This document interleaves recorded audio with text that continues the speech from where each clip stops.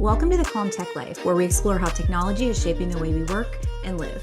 I'm your host, Chrissy Neuterman. Today I'm joined by Liz Freeman, the Director of UX Research at The Weather Company.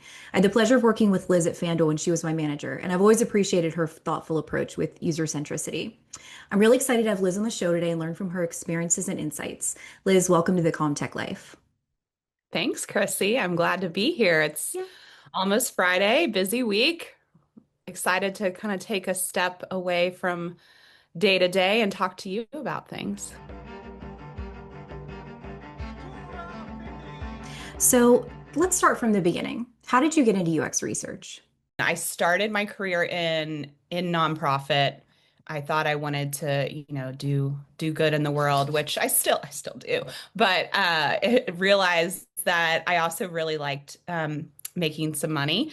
So, and I loved research. Like I was working on my master's at Georgia State in sociology and just really loved it and started looking for research roles and got very lucky with my first role at the American Cancer Society as a market researcher. We really didn't understand a lot about user behavior online in general at all yet. Hmm. So they asked the team, they're like, is anybody interested in working in online research? And I was like, I mean, I am. That sounds amazing. So I kind of raised my hand, got taken under the wing of our head of kind of creative design, and she taught me a lot about usability testing. We would invite people into the office and have paper prototypes, if you Wow. can imagine that. I don't know if you ever did that, but we would have a mock-up on a big long piece of paper that we Oh like my taped God. together and had people walk through it and give us feedback. Not very realistic, but really, really interesting. That's how I got into usability testing. We did some studies with one of the labs here in Atlanta and brought people into the lab. That's once we had a full working site. And I just really loved it. And I figured out that that's what I like, that's the direction I wanted to go in. I wanted to understand how technology impacts people's lives in seemingly like regular, everyday moments. And then I kind of went from there, spent some time at Home Depot on the consumer product side. Then a big bulk of my career was at user testing on professional services, where I worked across industries and company sizes, helping research teams do better research and do it faster. And then, we worked together at FanDuel for a few years, again, kind of in that stage of really trying to grow something that was smaller, didn't really exist again in the world of sports betting and online casino. And now I'm at the Weather Company, where we're trying to innovate the way people experience planning their lives around weather. You mentioned a little bit about like 20 years ago how there were like paper prototypes. Can you think of what are some other things that have changed in that time period? Oh, I mean, technology, right? We didn't have unmoderated research. It just didn't exist then. Hmm. Hmm. And we certainly didn't have AI moderated research. We would code themes, like we would take a spreadsheet of quotes or transcripts that we transcribed ourselves and code out those qualitative things, trying to understand the themes across a project and really get to those insights. And now we have AI that can automatically generate us a transcript and can help us code, take a first pass at coding. Even survey research, I would write the survey. I would basically code the survey. It wouldn't just be clicking a button and changing the question type or changing my logic in an interface. It would be like writing if-then statements for Hmm. Hmm. logic. What people are doing on your website or in your product is also so much more advanced than what it used to be. Used to understand page views and clicks, and now you can understand retention metrics and conversion through different funnels. So it's wildly different than it was 20 years ago. When you talk about the manual transcription, that gives me like the heebie-jeebies. I remember how No. how exhausting that was, and I remember when I was when I would be interviewing someone trying to like keep up with taking notes, it was so awkward. I was just going back and forth. Like I can't believe how much more focused I could be on interviews now and just kind of like Yeah. let the transcription do its thing.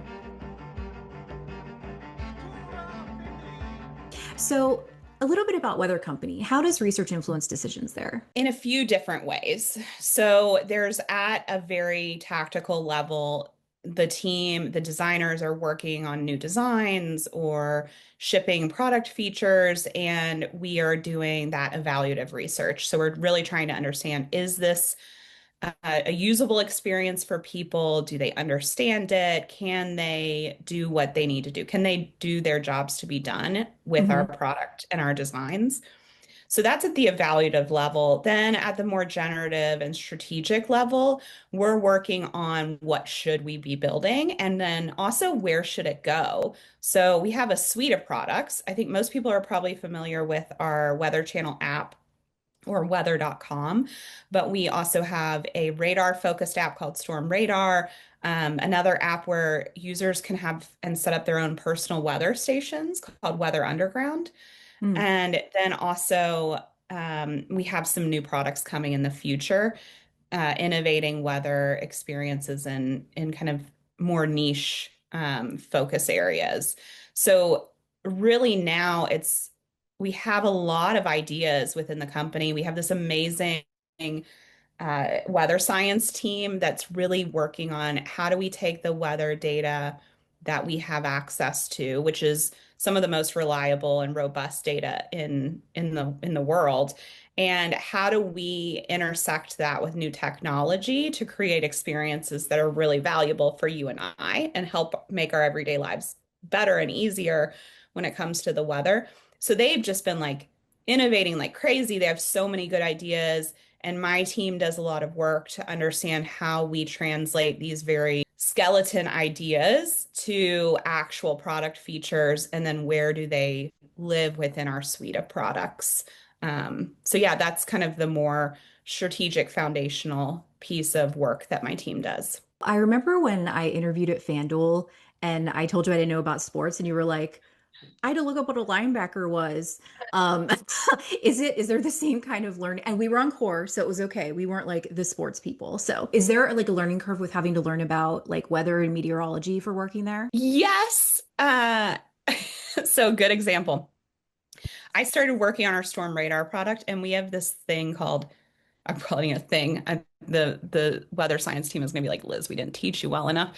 But there's something called single site radar, and it's like very like a pinpoint radar. Like you want to know what's happening in this one place, and it's high definition. It's like very scientific and really, really good radar. And when Hmm. I first started, I had no idea what that was. So there are some things, I think, because we're on the consumer product side, a Hmm. lot of what we're doing is more you take a run 3 times a week. How do we help you choose the right time to take that run based on the weather conditions?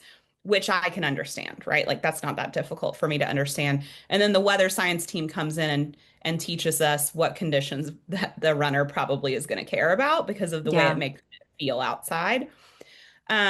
So it's not as, to me, the learning curve isn't as steep as it was at FanDuel, because FanDuel, not being someone who doesn't know a lot about sports, there was that learning curve. But then for you and I on the core side, there's a lot of regulatory requirements and there's responsible gaming challenges, that well, challenge isn't the right word, but considerations. And those things are much more complicated to me than weather. Like weather is something that all of us think about all the time, but also don't think about. So I think, I don't know, and it's really fun. It's like a fun topic Hmm. Hmm. to talk to people about because again, it impacts your life, but you're not thinking about it every second. Um, and nobody's really innovating on weather right now, I Hmm. think. So Hmm. it's a cool space to be in. I also, on that topic too, because we're trying to understand some niche audiences, I have learned so much. Like I know a lot about sailing now. And there's like 3 sports I've been studying recently, which is, or users people that participate in these sports, but windsurfing, kiteboarding, and wing foiling. What's wing Um, foiling? it's like you have a board like kiteboarding or surf windsurfing, but the board's different. It kind of has like a fin on the Mm, bottom. And okay. instead of like being on the water, like kite surfing, you're like doing tricks and jumps. Wing foiling, you're kind of gliding across the water. It actually sounds really nice. Um, It sounds like and origami with tinfoil. I think That's it what I'm kind like of, it picturing. kind Like, of looks like that. But yeah, so I've like learned so much about that and the differences, and that's really fun because I don't know, we're researchers. We like to learn new things we didn't know about and might never do, but still cool. yeah, yeah. And you make a really good point talking about the perspective of someone that runs 3 times a week and how it impacts their life and it being more like the human side of it. How do you say you balance the data and the human insight in the research field?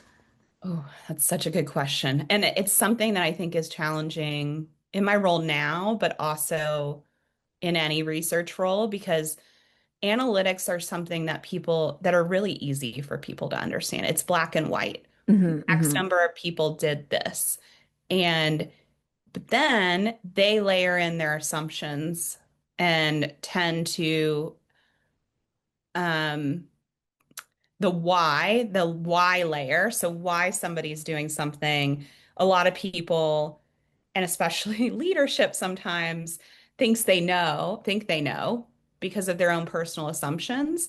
And that's really what my team's there to do is to layer on the why so that we get hmm, outside of those assumptions so that we're hmm, not making incorrect assumptions and then either building something that we shouldn't be building or building something in a way that doesn't work for the actual needs of the real people who use it and care. hmm, Um, hmm.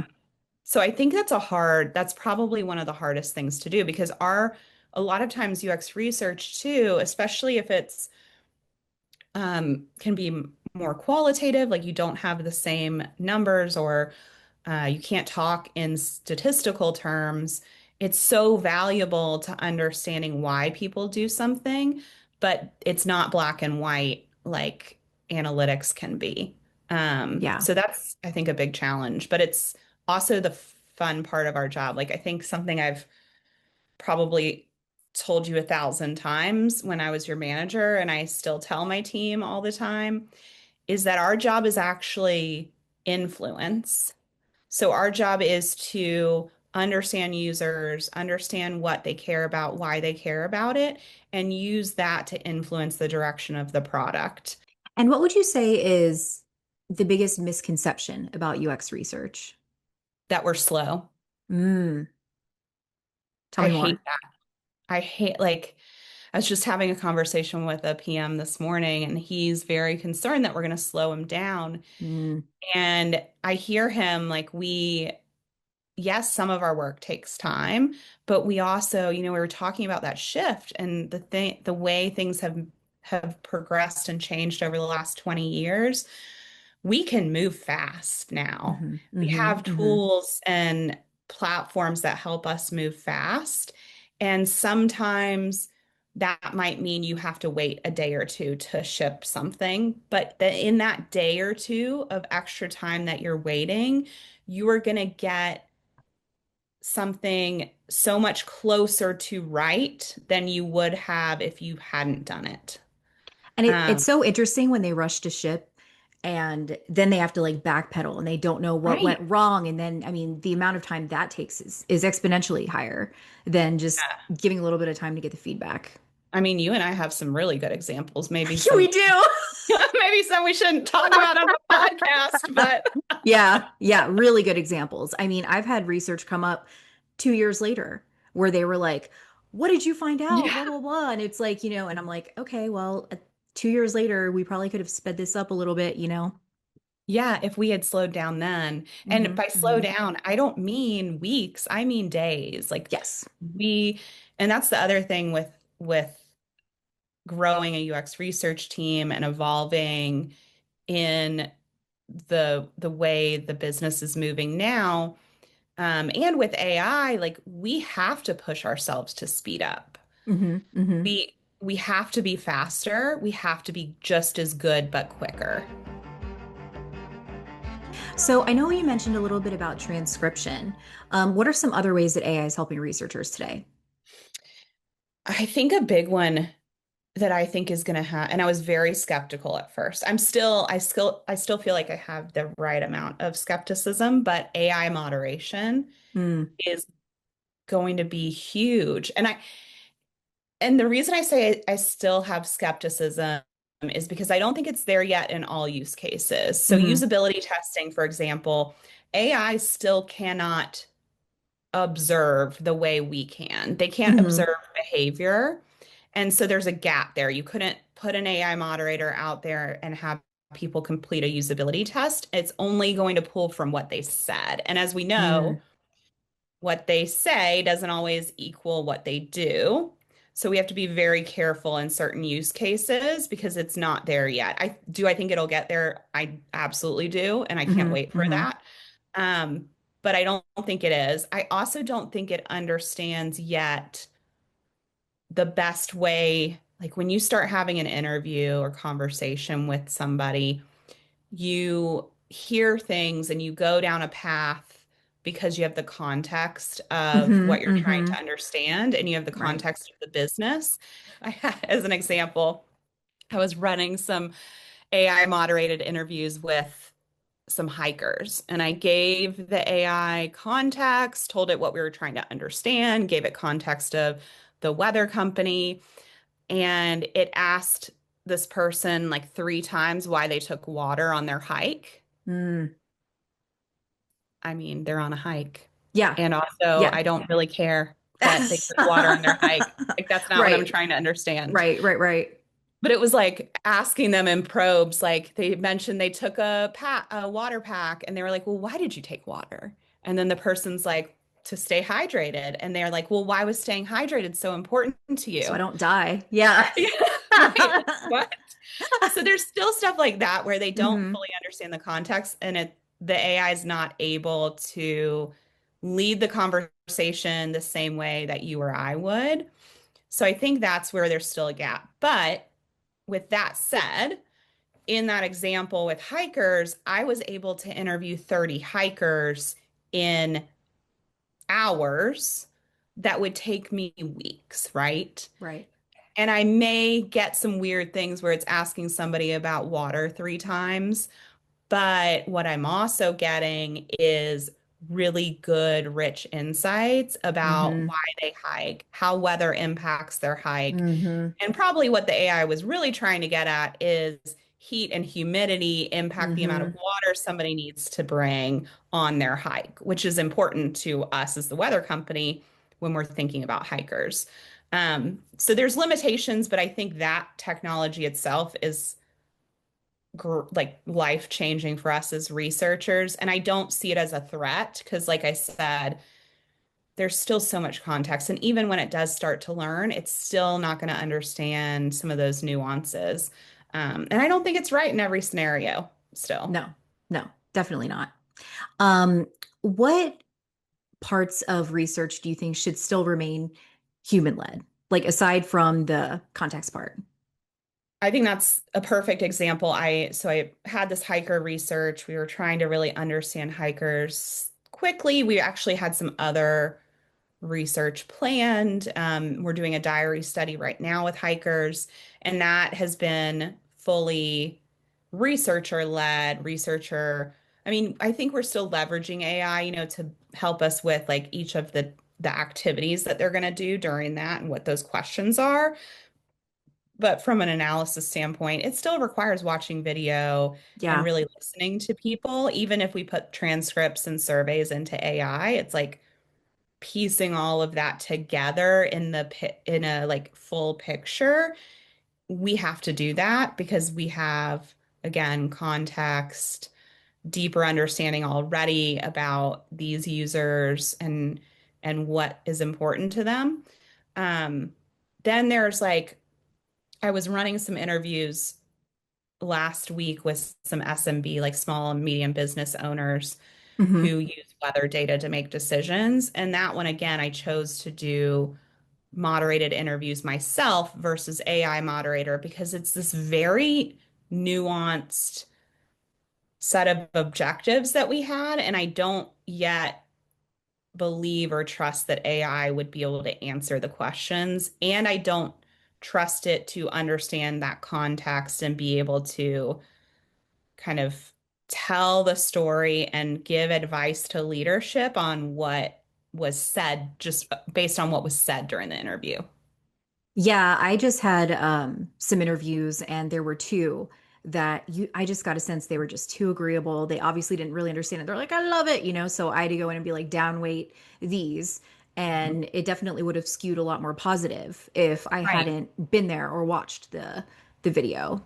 Exactly. Yeah. And even in, I mean, we've been dealing with that for years anyways with unmoderated, right? Is Hmm. if you Hmm. just went off of what people said after a task, you Hmm. would like have totally wrong results. I Right. think it's kind of the same thing. It's understanding that nuance and interpreting it based on context. Yeah. Yeah. So with the landscape of research changing so much, especially within the last year or two, what skills do you think researchers should be focused on developing now? Influence, again, I think that's my number one. It really, AI has not changed that because just because we can generate insights faster and more of them potentially doesn't mean that somebody's going to listen to them. Hmm. Hmm. So it's influence and helping people understand how this makes products and experiences better. Um, yeah, so influence is still my number one. I think understanding AI in two ways. One, how can it help you with your research process and what Hmm. are the right ways to use it? And then two, understanding how it can help you in your overarching work process and using it to spend less time on that and more time on influence and research. So, what I mean by that is, for example, I have always spent the first part of my Monday going back to the week before, remembering what the tasks are that I need to focus on, kind of being strategic about the top three things I should focus on that week, Hmm. reviewing my to-do list, reviewing emails, looking at Slack messages and follow-ups. And now I have an AI automation that every Monday morning an agent runs for me and goes through my email, my calendar, my Slack, my all the Google Meet notes from the week before and does that for me. It says, here's the things you need to follow up on. Here are your top three priorities for this week. Here are things to like not focus on. Um, and that is life changing just from a work perspective. And then there's the research perspective, which is how can I leverage AI to help me get higher quality insights faster? So now shifting gears a little bit, what technology feels calm to you? Mm, um, my Kindle. Okay, tell me more. I love to read. It's one of my favorite hobbies. And so Kindle's tech, right? It now I don't have a whole bookshelf full of books. I have a Kindle. It's still a screen, but what I love about Kindle is that it's perfect for the job to be done, which is reading, and it's not trying to do anything else for me, at least the Yeah, version I have. yeah. And so it's calm tech because while it's still tech, it isn't flashing ads at me or like there's no video. It's literally just me reading my book as I would if it was printed. So I think that's like that. And then since my kids were born, I have to have white noise. Hmm. Hmm. So I use an app for the white noise versus previously I'd hear it through the monitor, the baby monitor. Um, Mm. but I think that that's also calm tech in my perspective, just Hmm. helping me Hmm. disconnect, breathe, fall asleep easier. And kind of on the other side of the coin, what technology creates the most unnecessary stress? I was thinking about this the other day and like you're gonna probably appreciate this. I think right now, LinkedIn gives me the most stress Mm, because all there's layoffs and but I was thinking the other day, I was like, how much is it amplifying this more than it's actually occurring or mm-hmm, impacting mm-hmm. people? Like I know it's impacting people, right? Like Right, right. I was laid off. I know what that's like. I've been there and it feels terrible. But then you still afterwards, you have this underlying current of anxiety that it's going Yeah, to happen again. And right now, I feel like LinkedIn is just amplifying that for me. And I started questioning myself the other day. I was like, is this unnecessary amplification of something that is not going to happen and creating anxiety for me when I think if I really take a step back and think about it, like that's not a big risk right now. Like, is it always a risk? Yes. right. But I think it's making me worry more. So I think that right now is something that is just like, for me, the other day, I was like, think I need to like take a break from this more than Yeah. I have been. And I know some people, I don't think it impacts me as much, but there's a lot of discourse around just social media and experience in general and how it can make people feel like they have to keep up with other people or kind of compare themselves to others.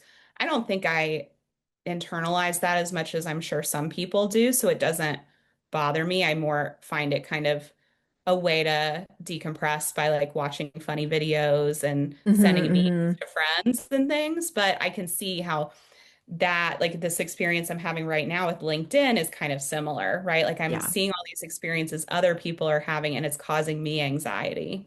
Yeah, like projecting and like overstimulation Yeah, of the negative. Yeah. Yeah, I can right. totally relate to that. Yeah. And if you could change one thing about today's digital world, what would it be? I think, and we could probably have a whole nother session talking Right. about kids Right. and technology because I have Mm-hmm. kids. I have two kids, and they are both one's 6 and the other is almost 9. And my 9-year-old, I guess at some point I told her she could have a phone when she was 10. I don't remember that, but she said it the other day. She was like, only a year till I get a phone. And I'm thinking, huh? I don't remember saying that. Mm-hmm. But that's the thing that I think I would change is giving them more of an analog, disconnected childhood. I think there are huge benefits to technology with education and learning. And my daughter loves to make YouTube videos. Like she's very passionate about I've it. seen very cute. Yeah. I mean, they're silly. They're, what you would expect from a 9-year-old, but still just going out and riding bikes around the neighborhood and nobody actually knowing where you are. And I think we're trying really hard this summer to get them off of it. They go to camp, so they don't have screens during the day. And then we're very lucky that our neighborhood has a lot of kids. And so every day around 5 o'clock, everybody's at the pool. And that keeps them away from the screens too. So, but it's a struggle and it's something that I worry about. And I want them to have the type of childhood we had where we were out exploring and going in creeks that we probably shouldn't be in without adult supervision, playing. Did you ever play Ghost in the graveyard at night? Like it's like tag, but in the dark. No, but that sounds like a mix of scary and fun at the same time. It was so fun. We would play that in our cul-de-sac. So just things like that I want them to experience and not feeling how we're talking about social media making you feel like you have to compare yourself. I think that's already something that's hard when you're a kid. And I don't want that to be amplified. So Right. it's going to be an interesting balance and learning experience as a parent. Now that AI is becoming more capable and we're seeing it rapidly advance, where do humans become more important? Leveraging I Hmm. like to think about it right now as an intern. I don't know if did you and I talk about that too? I can't remember. Uh, but interns, right? you don't just set them free Right. to do whatever they want. You give them a lot of context, more context than I would give you as a senior UX researcher. Right. You Right. give them guardrails and you give them direction. And that's what we're going to have to do with AI. Yeah. Otherwise, Yeah. we're going to get AI slop, as people call it. Yeah. So I think that's a big thing is like learning how to use it the right way so you get what you want and iterating on that. I think keeping an eye on what it does. There's so many times I ask AI to do something and it's like, You don't have that connection set up." I'm Hmm. like, Claude, yes, I do. And then they're like, Yeah. oh, yeah, you're right. Sorry, my mistake. Yeah. Whoops. What? Like you're like AI makes mistakes. Okay. So like I think that gives us as humans even more permission to make mistakes. Right. Uh, but that So I think that's going to change our role. I think, again, I've not to say the same thing over and over again, but just because you have insights doesn't mean people are listening to them. Right. And AI right now can't connect those dots. Like they have no idea if that report you delivered got actually implemented into a product experience. So we still have to do that. We still have to make sure that people are listening and that they're creating experiences that actually align with what we know about users. And along those same lines, what's a user need that organizations consistently underestimate? I think the thing they underestimate is that people don't know what they need or want. Hmm. Hmm. There's a lot of times you'll get a PM or a designer or leadership asking you, do people want us to build XYZ? And it's something that didn't exist before. Yeah. Well, I can't tell you that. I don't know if I want that, especially if I don't know what it is. Like that Henry Ford Uh, saying where he said, if you ask people what they want, they would say they want a faster horse. right, exactly. Hmm. Yes, that's a perfect example. And then he built the car, and people didn't know that that's what they Hmm. needed and wanted. Hmm. So I think that's the thing that we all know as UX researchers and UX practitioners is this misunderstanding that just asking somebody what they want or what they need or what they'll pay you for something, Yeah. it's not accurate. Like we have to understand their problems, their current behaviors, and if we can solve problems and fill a need for somebody and add value, then they'll use it and they'll pay us for it. Yeah. I saw that so much in working with responsible gaming because Mhm. somebody's going to have a different answer any time of their emotional cycle, whether they're winning or they're losing. Like, so it was a very like psychologically complex problem that I could not rely on them to understand. I had to observe a lot. Yeah, and people would say they don't have a problem, but then they'll tell you about their spending habits, and you're like, your evaluation of your problem's a little different than my evaluation of Yeah. your Yeah, yeah, problem. yeah, yeah. Exactly. Exactly. Yeah, So I know we already talked about this a little bit, but do you think AI can actually understand people, or do you think at this point they're more just analyzing patterns? I think they're analyzing patterns. However, we know as researchers, patterns mean a lot. Hmm. Hmm. So I asked Chat yesterday. I was at the airport flying back from New York, and I was trying to pick out a new book to read. Again, back to my Kindle. Um, and so I had been asking Chat for a while now. This is actually like an ongoing conversation with me and Chat GPT about like what book I should read next. So funny you call him And Chat. So do we. We're like, have you asked Chat? yeah, I know. Well, my Claude, I have a name for. Claude is CC, and Mm. I've given it she, her Oh, pronouns. like a car. Yeah, CC, Claude Code. But Chat, that's like my personal tool that I'm using, not Hmm. work. Hmm. Hmm. And so I was asking Chat, and then I was like, wait a minute, because it was asking me what types of books I liked and then giving me examples. And I'm like, well, I already read that one. And then I was like, what? Why don't I give Chat? I said to Chat, I was like, I should give you my Goodreads.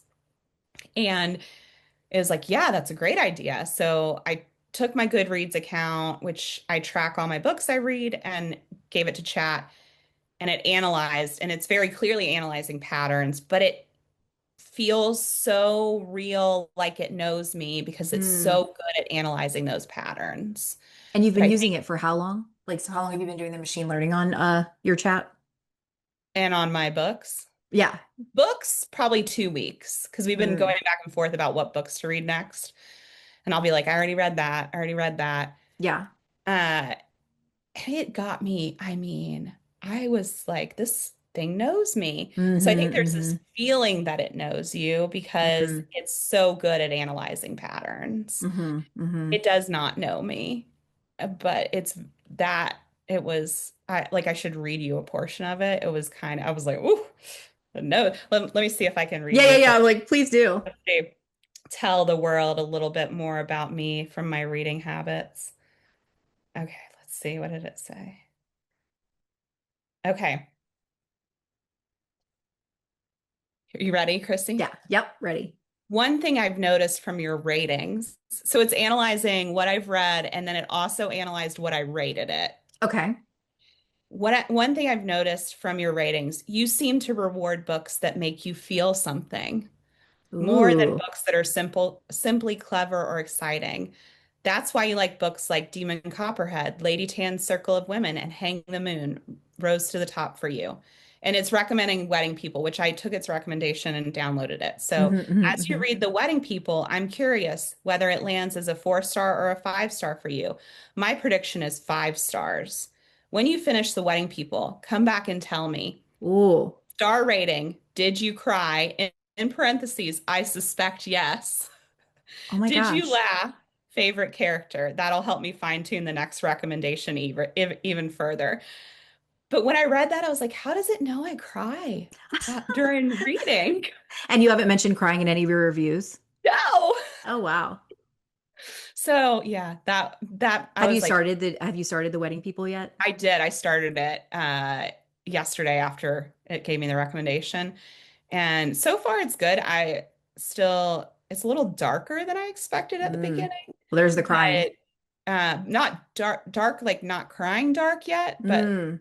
but just dark. Oh. So we'll see how it goes. But yeah, that's where I think there's that line. It's so good at taking those patterns and like the thing we've been striving for as researchers, right? To take the patterns and tell a story so that people feel it Yeah. and Yeah. internalize it. And that's what AI is so good at is making you feel like it knows you and the answer or the story to something. Yeah. Yeah, absolutely. So what do you think makes people trust technology? Oh, Chrissy, that there's so much to unpack on that one. I know we need to schedule some follow-ups. Yeah, you'll have to do a series on trust. Mm-hmm. Like that's so hard because I think it depends on the product.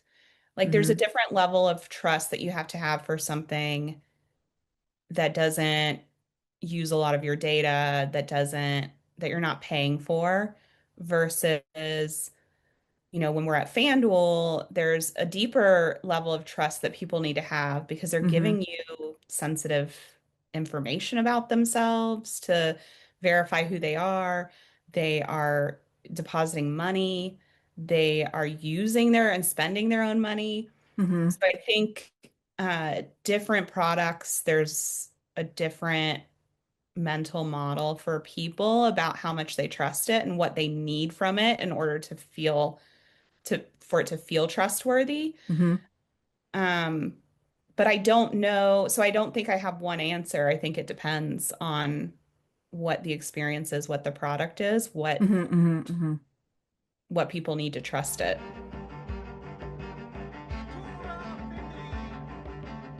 And if you were to talk to someone that was trying to get into UX research today for the very first time, what would your advice be on what they should learn about AI, how they should approach AI versus the manual skills? I think they should still do a project without AI. Mm. I think you still need to learn the nuances of writing really good research objectives. And I Hmm. think with AI, especially research objectives become even more important, Right. making sure they're really, really well written and they reflect exactly what you want to know. But I think they need to have experience doing that start to finish, even if they're going to leverage AI, because if you don't know how to do it, you don't know how to guide AI, you don't know how to be critical about Right. what it's giving back to you. So you might not get something good. So I think that you still need to know how to do all of those things, but now you also need to know how to manage an intern and get what you need out of that Right. AI. Yeah. Yeah. I love the thought of kind of like having like a new intern or assistant that you have to teach, train, get up to speed. Mhm. It's a really good way to put it. So, last question. I know that a lot of people have kind of two different perspectives on AI and technology nowadays. They either think it's going to like solve all the diseases, world problems, take us to space, or they think it's going to be Skynet, and it's going to be like the end of human civilization. In a world that's becoming increasingly automated, what gives you hope about the human role in technology? I don't think it's going to be that fast. Mm, We were talking about 20 years ago when we were on paper prototypes, like that was 20 years ago, and we're hmm. just at this point. The other thing I was talking to my leadership team about is that I think we tend to have, like, this is amplified in our lives right now because Right. of what we do, and also who we are at some, like, who we are, where we live, what socioeconomic status we're in, what we do for work is all influencing this. So for us, I think AI is the impact AI is going to have is greatly amplified. Hmm. And one thing I learned in the interviews I was doing with small and medium business owners, those people aren't anywhere near where we are with their AI usage. Mm, And like they're maybe using it casually, like I am, to ask it what book to read next, but they're not using it to automate their processes and their systems yet. So I think that we feel this, like we're talking about with LinkedIn, like back to that connection, it's over amplified for us. And if you actually look at AI usage in the general population, it's actually not as prolific yet as I think we would think because of that amplification. right. So I think it still has a ways to go. And I think it'll move fast. I think the next 20 years will be way further ahead than we have been in the last 20 years. Hmm. Hmm. But I still think it's going to take time. I still think there's, back to your question about trust, questions about how data is used and shared and processed, that we have to answer and figure out. But I don't think that it's going to change everything tomorrow or next year. Yeah. Yeah. Awesome. Well, Liz, thank you so much. This was so helpful. Anything else you want to mention about just like advice for people that are trying to just stay calm in this rapidly changing technological world we're in? I guess that is my advice is like shut some things out, go to those things that feel low tech for you, and then remind yourself of the last 20 years and things went fast, but also slow. It w- I don't think it's going to change. I mean, it's changed a ton and it will advance in a year, but it's not, I don't think as quickly as we expect that we should be like having as much fear and anxiety as we do around it. Hmm. Okay. Okay, great. Awesome. Well, thank you so much for your time.